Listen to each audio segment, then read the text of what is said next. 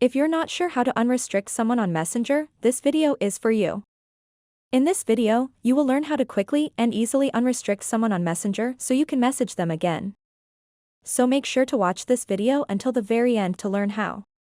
To get started, first open up the Messenger application and then tap on your profile picture icon at the top left corner of the screen. And then scroll down a little bit and tap on Privacy. Once you are on this screen, you will see that the third option is called Restricted Accounts. Simply tap on it and it will show you all of the people that you have restricted on Messenger.